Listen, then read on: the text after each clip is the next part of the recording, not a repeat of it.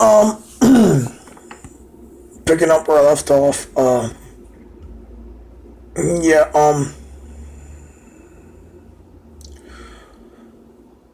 There's some asinine shit if you look at business rules. Uh, Free enterprise is based on supply and demand. If there's a demand for something and you supply it,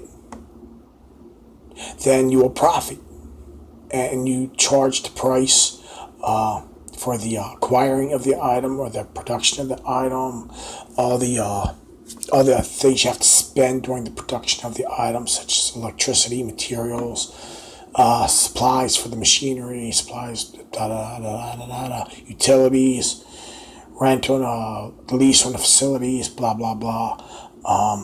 Employee wages and all that shit for the employees.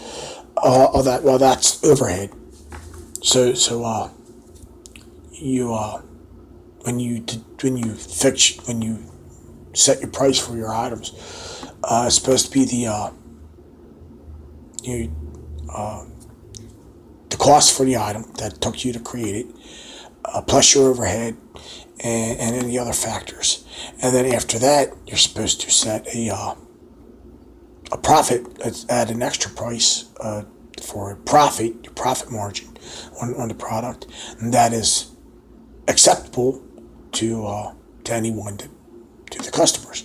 What they call what the market will bear, whatever now, what people are willing to pay for it. So you deduct all your costs out of your sale, your whatever, and what's left over is the profit.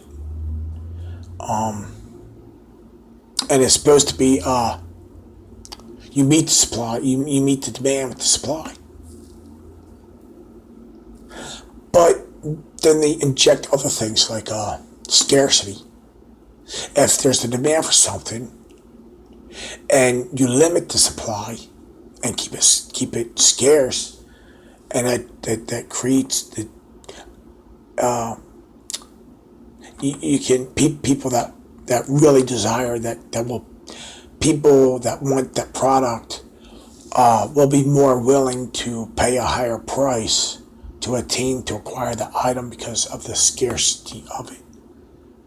So scarcity drives profit up, drives price up, greater profit margin. That price, not the cost of the overhead, but the profit margin.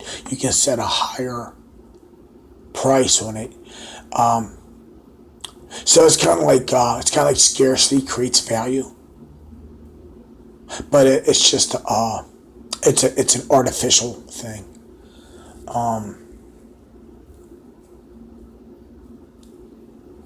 If if all the water in the world were somehow eliminated except for maybe a gallon, and you've got so many billions of people on the earth. Is it 12, I think it's like 12 billion now or something like that. I don't know. But that gallon of water would suddenly become basically priceless. So because and water being the most abundant compound, not element, but compound, because water is a combination of two gases, H2O. Each molecule of water is one oxygen atom connected to two. I'm saying, shit. Fuck. Two hydrogen atoms connected to one hydrogen atom. Oxygen. It's two hydrogens and an oxygen, basically. It's that's a molecule of water. That's the smallest component of water. And because the smallest component of the water is a combination of two elements that are whatever, it's called a compound. Water is a compound, not an element. Something like say gold or any other I picked that for whatever. Any element on the periodic table, the smallest unit of that element is that element only. The smallest component of gold, AU79, is AU79, not a combination of any other thing. It's an atom. The smallest component of AU79 gold is an atom of AU79, which is basically it's got 79 protons and some odd equivalent, give or take, a couple of neutrons in its nucleus. The atomic, when you look at an atomic thing of an element, you've got the initials that stand for the element, and then you've got a top number, which is I think I forget, it's been a while, but one number will be small and the other number will be roughly twice the other number. The ones on the top and the other ones on the bottom. The one represents the number of protons in the nucleus of the element, of the atom of the element, and the other number is the number of the protons plus the neutrons. And in nuclear, in the nuclear order of things, the protons usually have, if it's more than one proton, a number of protons, it usually has a number of roughly the equivalent number of neutrons within the nucleus, all interspersed between the protons, just evenly dispersed in there next to the other. This is because of it has to do with nuclear forces and balancing and but that's a side issue. But the point being, the smallest point, I got off fucking course, but anyway, I love talking about science. The smallest portion of an element is that element. The smallest portion of a compound is a molecule and a mixture of two different elements. And then you got chain molecules and which are actually combinations of compounds, which are combinations of elements. Anyway, that's all fucking chemistry, whatever. Polymers, all that fucking bullshit. Anyway, what the hell was I talking about? Oh yeah, the water being the most abundant compound on Earth.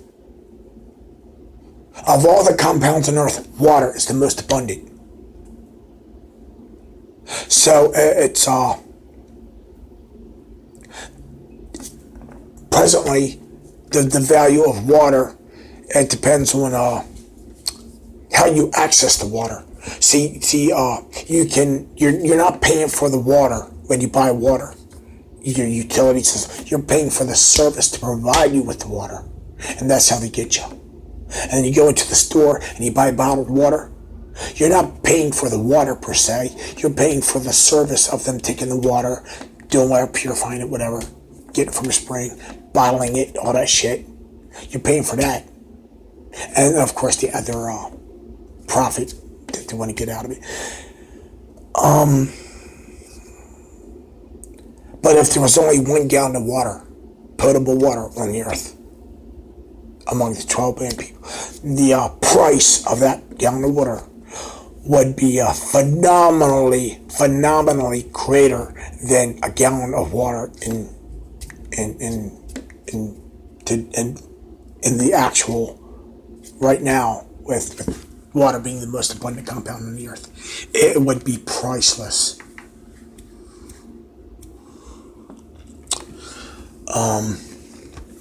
But anyway, so you got people see what the things that are naturally scarce that are sought after. That may be something different to what I'm talking about.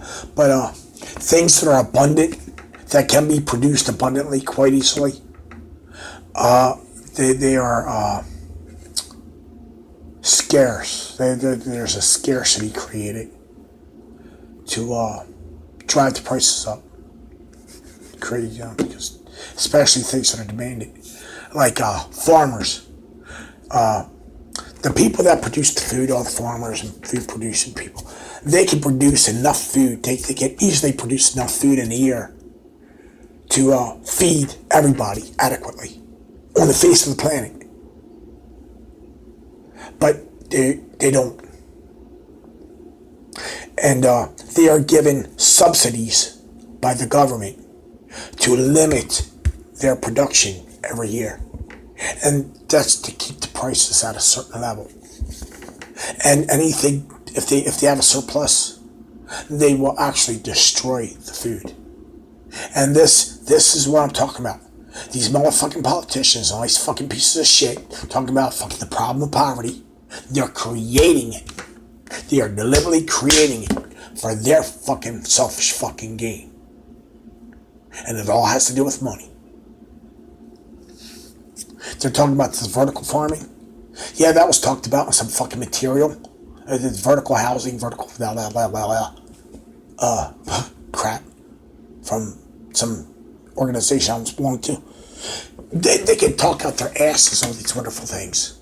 When the hell are they going to enact it? Vertical farming, because the acreage of arable soil is decreasing. Arable being able to use to arable meaning being able to be used productively. There's lots of land, but it is not fit for growing crops. And the greater you used up to continue to grow in an unsustainable fashion in one area of land, it strips the soil of the ability of the soil to grow the crops and have nutrients and stuff in it. It decreases every cycle, every growth cycle. And if you do not implement things to refresh the soil, it will become infertile. And that is what has been happening. It's just been growing on and growing on and growing on. And added, I have all this artificial shit added. Every fucking season. And the soil has been becoming infertile. Increasingly infertile. And land has been allotted to other things. Building, construction, what they call development. So anyway, and that development has a profit motive to it. What's been done to the environment. And then of course they don't clean up their messes. They don't use clean technology, because clean technology is expensive under a price system. So they don't implement it. So talk is cheap, but actions speak everything. All these years talking about vertical farming. That would solve everything. All the poverty. Everybody have everything they want. Will that be implemented? I'm not holding my breath. They keep talking about these cars that are going to run on water, and be electric, and everything. For years they've been talking this. And the hybrid cars, that was bogus. Hybrid cars, that's a fucking deception. I had a hybrid. I wanted a hybrid. I got a hybrid. You gotta fucking drive so fucking slow. You gotta fucking drive like you fucking got a raw egg between your foot and the fucking pedals. And you gotta have the windows rolled down and not run the radio, not run the fucking air conditioner. And you're fucking hot as fucking hell in the fucking